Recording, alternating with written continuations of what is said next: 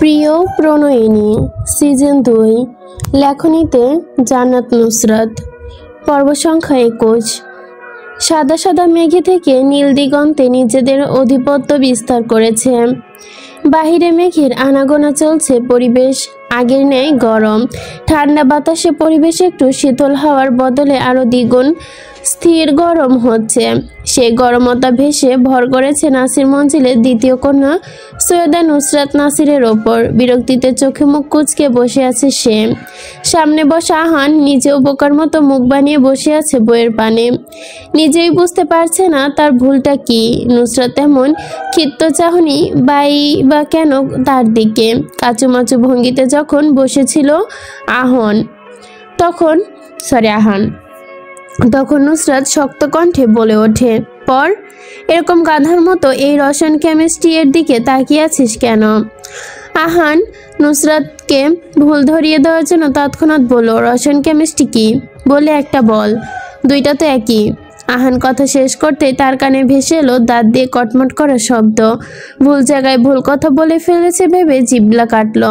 তারপর চুপচাপ পড়তে মনোযোগী হলো।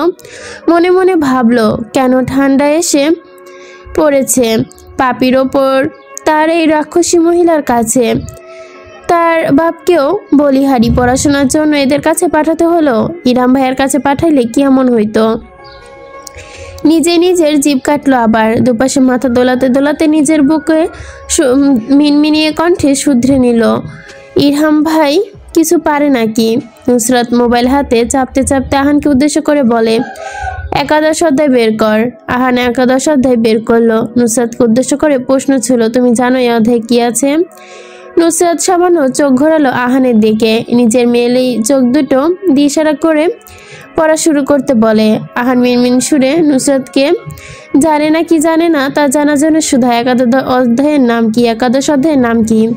নুসরাত মোবাইলে নিজের চোখ রেখেই বলল, খনিজ সম্পদ, জীবস্ব। হয়েছে, এবার পড়া শুরু কর। আহান এতেও হলো না। নুসরাতের পানে গোল গোল করেছে, জানতে চাইলো, তোমার এইসব মনে আছে কিভাবে আপু?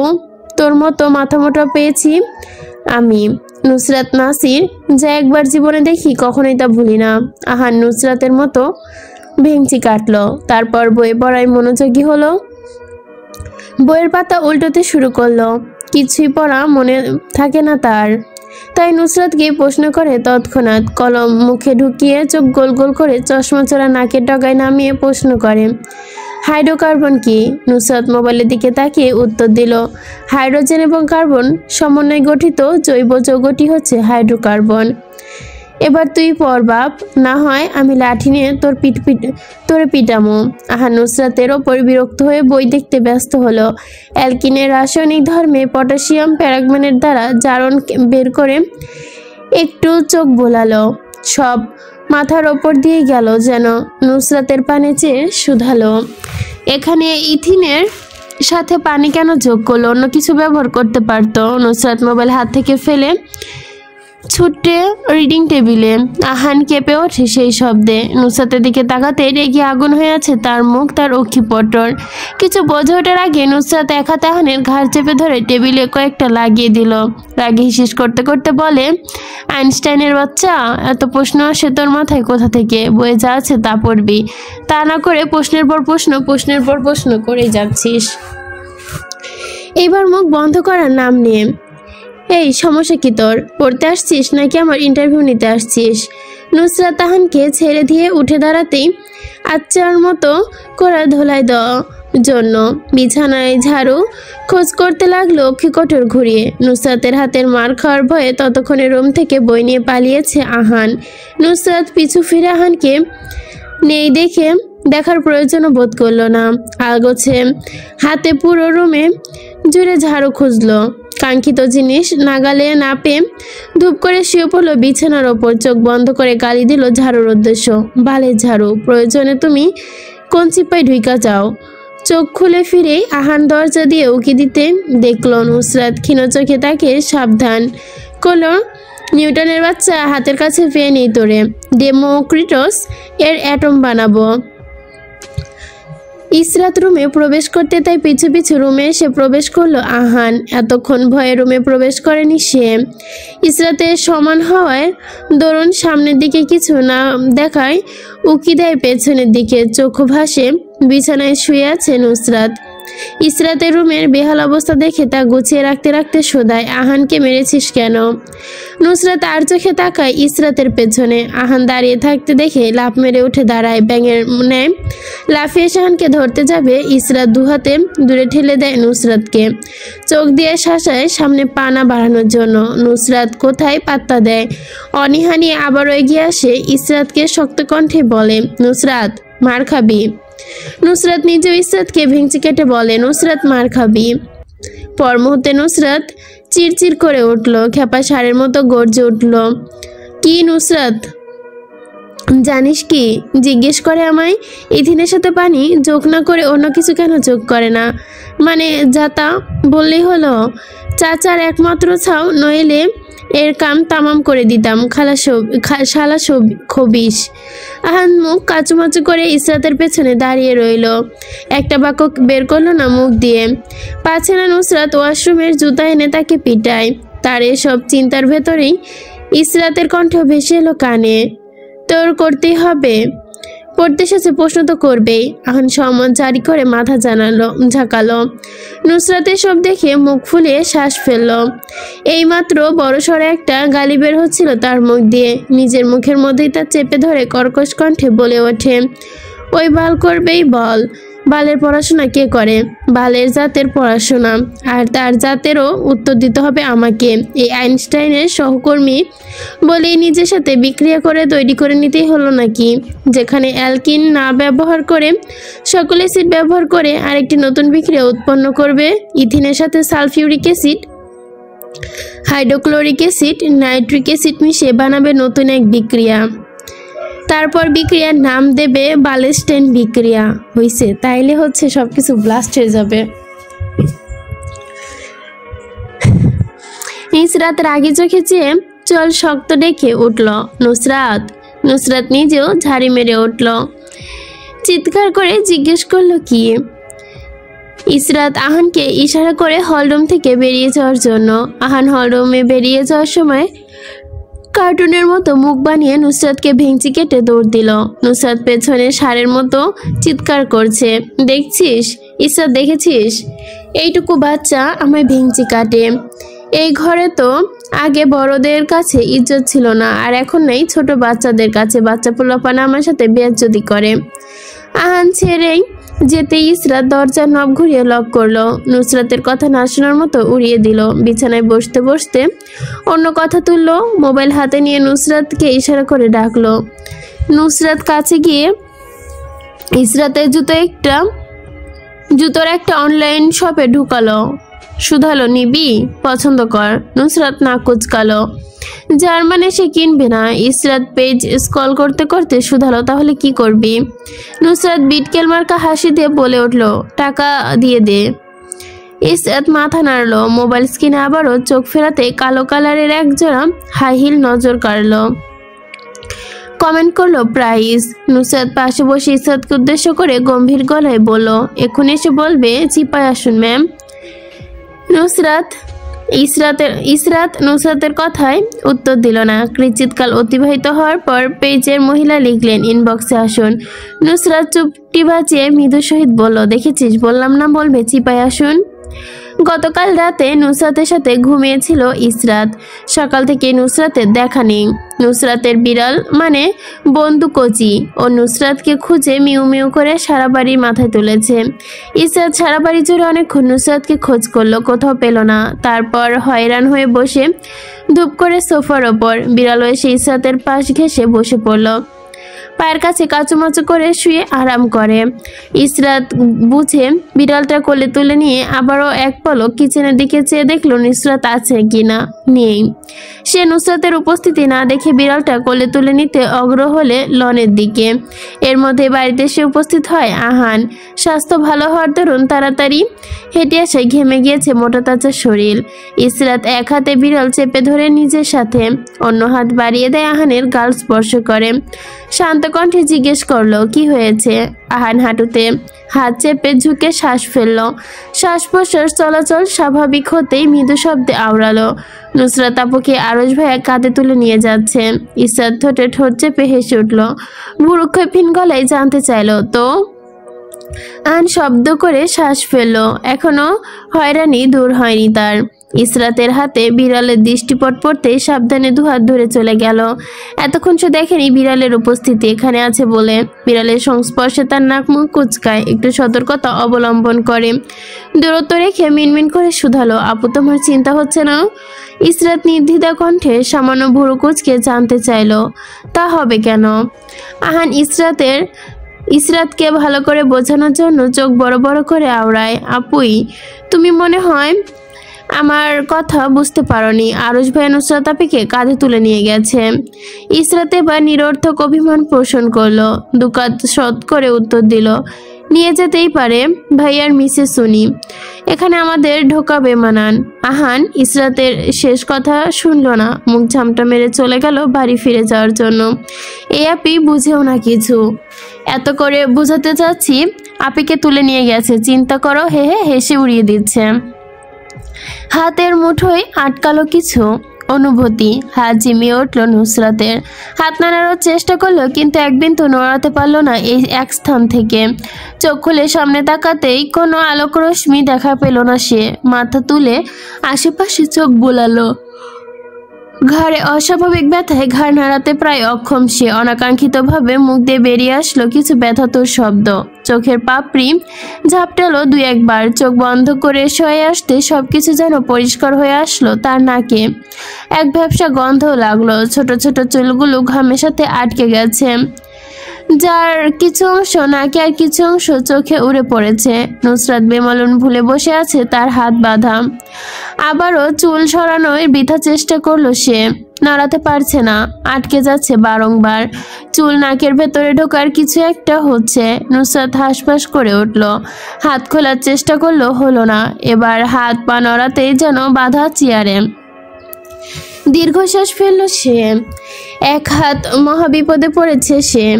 সেকেন্ডের মধ্যে রাগ চড়ে গেল মাথায়। কোন গাথা তাকে এভাবে বেঁধে রেখেছে? চিন্তা আছে নখ খাওয়ার জন্য। হাত নাড়াতেই মনে হচ্ছে বেঁধে রেখেছে তাকে। নিশ্চিত এই বুক কাঁপলো, অনিশ্চয়ই কিছুই বুক কাঁপালো তার। চোখ বন্ধ করে চিৎকার করে উঠবে পুরুষালী গলার শব্দ ভেসে এলো, তাহলে মিসেসের ঘুম ভেঙেছে? নুসরাত সেকেন্ডও লাগলো না তার গলার ভয়েসটা চিনে নিতে। আরশের গলার ভয়েস শুনে কি চিৎকার চুপচাপ বসে রইল। হাত ছোটানোর জন্য এতক্ষণ মুচড়ামুচড়িও থেমে গেছে। দ্বিধা ভরা চোখে যখন নুসরাতের সামনে তাকিয়ে, তখন গটগট করে কিছু শব্দ নুসরাতের কাছে ভেসে আসলো।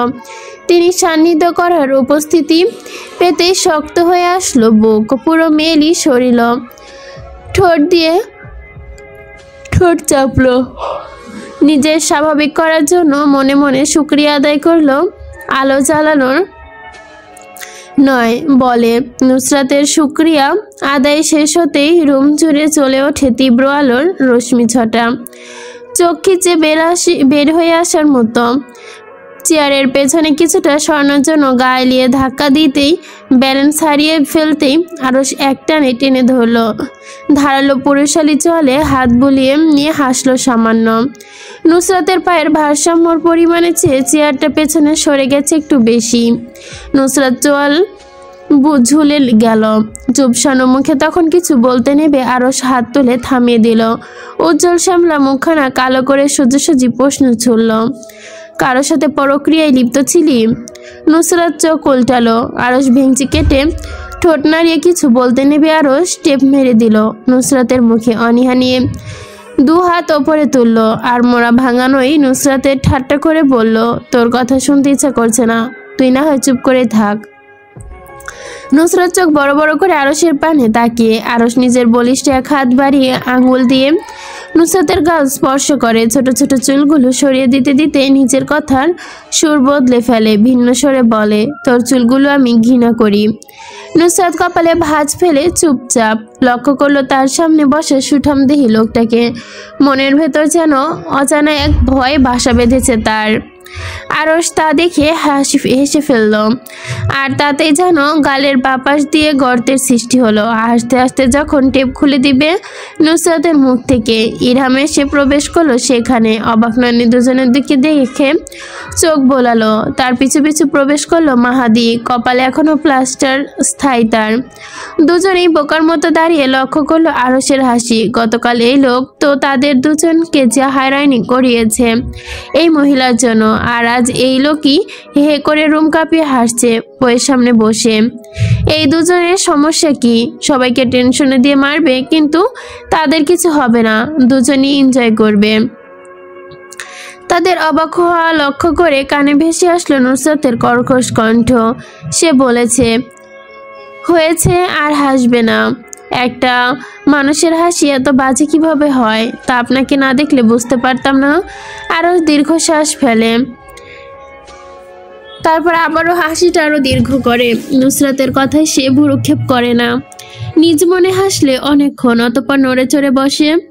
আগের জায়গায় ফিরে এসে শক্তপোক্ত সহিত জিজ্ঞাসাবাদ করে, তুই পরকিয়া করেছিস? নুসরাত নির্বিকার চিত্তে আরশের চোখে চোখ রেখেছে। কিছু প্রশ্ন ছুড়ল, কিসের পরকিয়া? আরশ ঘন ঘন শ্বাস ফেলে নুসরাতকে সাবধানী বানিয়ে দিল, মিথ্যা বলবি না। তুই রিলেশনে ছিলি না? নুসরাত মাথা নাড়লো বোঝানোর মতো করে, নির্দ্বিধায় স্বীকারোক্তি দিল, আমি তো অস্বীকার করছি না কখনো। আরশ গর্জে ওঠার মতোই করলো, রাগী চোখে নুসরাতের ওপর নিজ হাত বুলিয়ে নুসরাতের গাল চেপে ধরে, দাঁতের পাটি একটানে সামনে অন্য পাশে চেপে ধরে কর্মর করে আলায়। বেঈমান মহিলা, জামাই থাকতে পরকিয়া করিস, জানে মেরে ফেলবো একদম। নুসরাত অনুভূতি শূন্য হয়ে গেল। আরশের হাতের চাপে মুখের ভেতরের কোষগুলো যেন মরমর করে ভেঙে যাচ্ছে।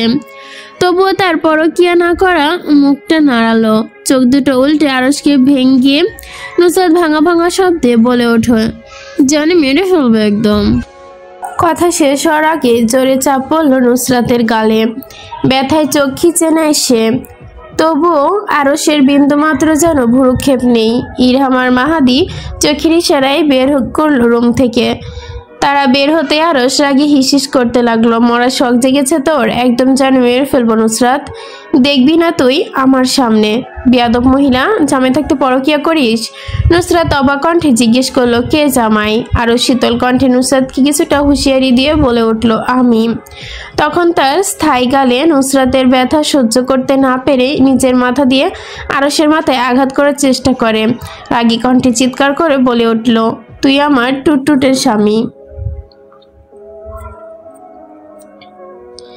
নাসির সাহেব আর ইসরাত বাড়ির থেকে বের হয়েছে সামনে অগ্রসরী গ্রোসারি শপে যাওয়ার জন্য। ইসরাত রেডি হয়ে আসতেই নাসির সাহেব দৃষ্টিসীমার বাহিরে চলে গেছে। দীর্ঘ শ্বাস ফেলে ধীরে ধীরে হাঁটতে শুরু করলো। সৈয়দ বাড়ির ফটক পার হয়ে যেতে নিভে যায় পেছন থেকে গম্ভীর গলায় ডেকে উঠল, দাঁড়ান। ইসরাত পিছন ফিরে তাকানোর আগে জাইন দ্রুত পায়ে এগিয়ে আসলো। কোনো কথা না ছাড়াই এক হাত চেপে ধরলো মেইলি নরম হাত। ইসরাত থমকে দাঁড়ালো, চোখ ওপরে তুলে জাইন ইশারা করলো সামনে পা বাড়ানোর জন্য। ইসরাত কতক্ষণ নিজের জায়গায় স্থির দাঁড়িয়ে থেকে নিজেকে স্বাভাবিক করলো, ঢোক গিলে অগ্রসর হলো সামনের দিকে। জাইন আর কোনো কথা বলল না, চুপচাপ মাথা নিচু করে ইসরাতের মিষ্টি মুখের দিকে তাকিয়ে এক ধানে। নুসরাত কথা শেষ হওয়ার আগে তার গালে পরপর দুটো থাপ্পড় পড়ে। তারপর আবার বিনপত নীরবতা। বদ্ধ রুমে চুপচাপ দাঁড়িয়ে ইরহাম মাহাদি কোনো শব্দ ব্যয় করেনি। দুজনই বুঝেছে কথা বলে তাদের ওপর নুসরাতের রাগ ঝাড়বে এই লোক, তাই চুপ থাকায় শ্রেয় মনে করেছে তারা দুজন। আরশ এখনো নিজের জায়গায় চুপচাপ বসে সামনের ভদ্র মহিলা এক মনে দেখছে। নুসরাত থাপ্পড় খাওয়ার পর থেকে মুখে কুলু পেটেছে। কালি দিতে চায়নি সে, আসলে দিতে চাইছে কিন্তু মনে মনে। সেটা স্লিপ অফ টাং মনে মনেই হচ্ছে, জোরে বের হয়ে গেছে। এতে বেচারির দোষ কি? দোষ তো মুখের, তাই না? তাহলে এই বেটা কেন তাকে এত জোরে মারলো? তা আবারও মুখ ফসকে কিছু বের হওয়ার জন্য? কিভাবে তার মতো একটা মেয়েকে এই লোক ধুমধাম মারতে পারে? জামাই হয়েছে তো কি মাথা কিনে নিয়েছে নাকি? এই আরশ বেটাকে একটা শিক্ষা দিতেই হবে। সে নুসরাত নাসির, এই বিষয় কি সে জানে না? এই বেটা 15টা থাপ্পড় মেরেছে, সব ফিরিয়ে দিবে সে।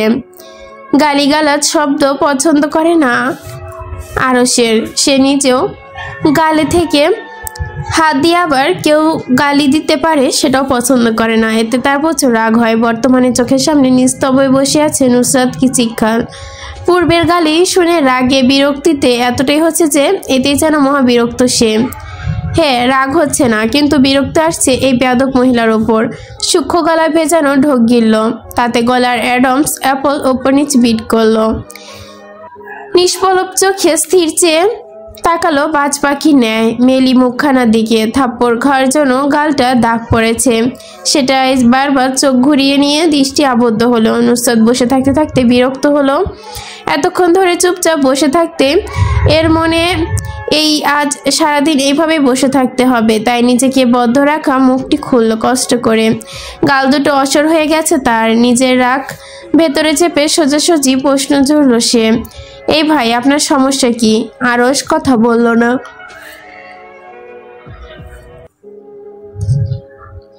স্থির নিজের জায়গায় থাকলো, কিন্তু চোখের মনি মুখ থেকে সরে এসেছে, নাকের গালে স্থির হলো। নুসরাত অদম্য রাগে দাঁতের নিচে চাপা পড়ে দাঁতের দাঁত চেপে জিজ্ঞেস করলো, কি সমস্যা কি আপনার? এমন করে বসে আছেন কেন? আচ্ছা বাদ দিন, আপনি বসে থাকেন এইভাবে, আমাকে যেতে দিন। আমার তো একটা মান সম্মান আছে, সারাদিন এভাবে বাইরে থাকলে মানুষ ভালো বলবে না। সামনাসামনি একথা বলেও মনে মনে নুসরাত তার উল্টো দিকে বিড়বিড় করলো, যার যা ভাবার বলুক, আমি নুসরাত নাসির এসবের পরোয়া কোনো কালে করিনি আর করবও না। আরশ নুসরাতের কথায় হয়তোবা বিরক্ত হলো, তাই মুখের ভঙ্গিমা যেন বিরক্তি ফুটে উঠল তার। ওই বেয়াদব মহিলা, মুখ ভালো করে বেঁধে রাখ। কখন থেকে স্বামীর সামনে অভিভাবকের মতো চিৎকার করছে। ইরহাম নুসরাতের মুখে কাপড় বাঁধতে নিবে, আরশ চোখ রাঙালো। গম্ভীর মুখে সতর্কতা জারি করে বলল, মোলায়েম করে বাঁধবি, যাতে আমার মিসেস একদম ব্যথা না পায়। যদি সামান্য ব্যথা পায় তাহলে? ইরহামের আর বলতে হলো না, সে মাথা ঝাঁকিয়ে বুঝতে নিল। নুসরাতের মুখে কাপড় বাঁধার আগে আরশ থাপা মেরে নিয়ে নিল, ফুস করে উঠল। ইরহামকে ধমকালো, তোকে আমি কাপড় বাঁধতে বলেছি? ইরহাম আরশের কথায় অদ্ভুত হয়ে গেল, উজবুকের মতো চেয়ে রইল। মাহাদি কোনো কথা না বলে আরেকটা চেয়ার টেনে নুসরাতের সামনাসামনি বসে। আরশ ঠেলে দূরে সরিয়ে দিল তাকে, ইশারা করে ওই কোণায় দেখিয়ে বলল, এখানে গিয়ে বস, এখানে মধু লাগানো আছে। নুসরাত আবারও বিরক্তিতে যেন বিরক্তির মাত্রাটা আরো বেশি বেড়ে গেল, কিন্তু তা বহিঃপ্রকাশ করার সুযোগ পেল না সে। আরশ এবার কিছু বলতে নিবে, নুসরাত পুরুষালী চোখের দিকে চেয়ে স্থির ভাবে জিজ্ঞেস করলো, সিগারেট খান? আরশ নির্দ্বিধায় উত্তর দিল, হুম। নুসরাত চোখ সরু করে বলল, মদ খান? না, কিন্তু বাগলদের নিচে নিয়ে ঘুরি। নুসরাতের মুখ দিয়ে কিছু বাহা বাহা বেরি হলো। হাত নাড়ালো না সে, বা তার পরোয়া করলো না। তালি মারার জন্য ব্যথাতুর কিছু একটু শব্দ হলো।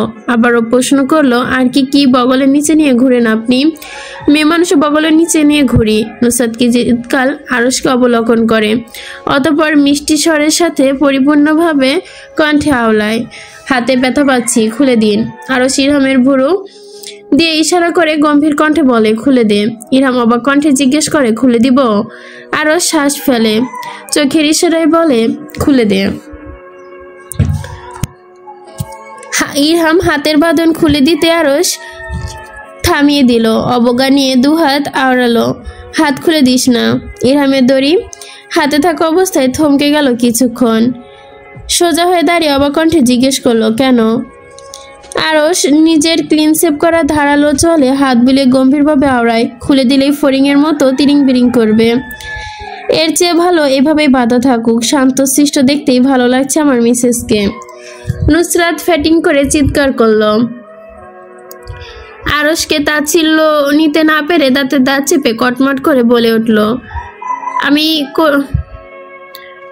করুন, আমি লাফালাফি করব না। কথা শেষ করতে ধপাস করে দরজা খুলে গেল। মাহাদি, নুসরাত আর ইরহামের চোখ দরজা দিকে ঘুরে গেল। আরশ নিজে চেয়ারে পায়ের ওপর পা তুলে বসে পেছনে ফিরে দেখার প্রয়োজন বোধ করলো না। আরও শটান হয়ে সামনাসামনি বসে নুসরাতের দৃষ্টি ভেদ করে দরজার দিকে গেল।